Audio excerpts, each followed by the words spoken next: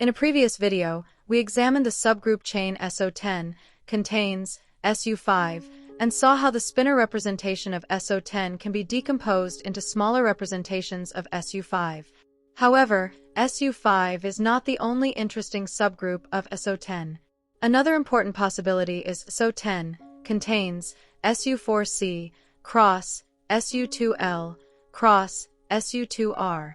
This symmetry is known as the Pati-Salam group. Like SU5, it is contained within SO10, but it organizes the particles in a different way. In this video, we will examine how the same 16-dimensional spinor representation appears when viewed through this subgroup. The Pati-Salam model was motivated by two simple ideas. First, quarks appear in three colors, described by the symmetry SU3C.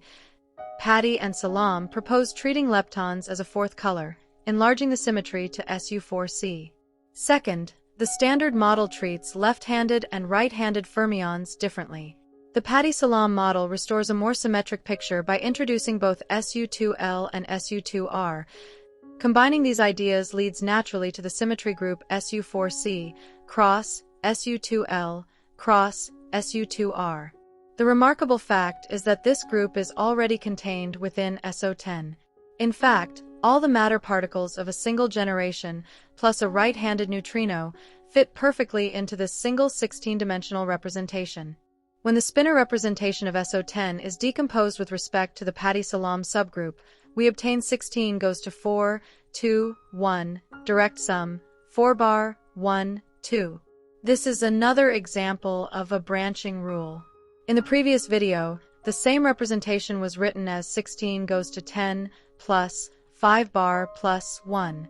Here the subgroup is different, so the decomposition is different as well. The representation itself has not changed. Only the subgroup used to describe it has changed.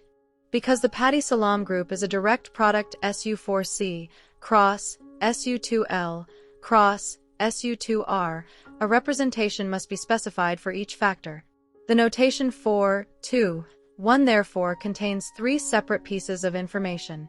The first entry refers to a representation of SU4C, the second to a representation of SU2L, and the third to a representation of SU2R. Thus, 4, 2, 1 denotes a state transforming as the fundamental representation of SU4C, a doublet of SU2L, and a singlet of SU2R.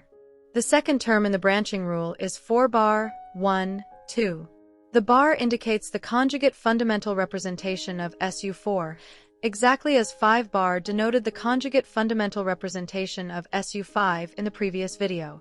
Notice that we do not put bars on the SU2 representations, because the fundamental and conjugate representations of SU2 are mathematically equivalent.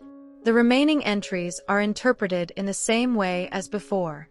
This representation is a singlet under SU2L and a doublet under SU2R. Therefore, 4, 2, 1 and 4 bar, 1, 2 transform differently, even though both originate from the same 16-dimensional spinor representation of SO10.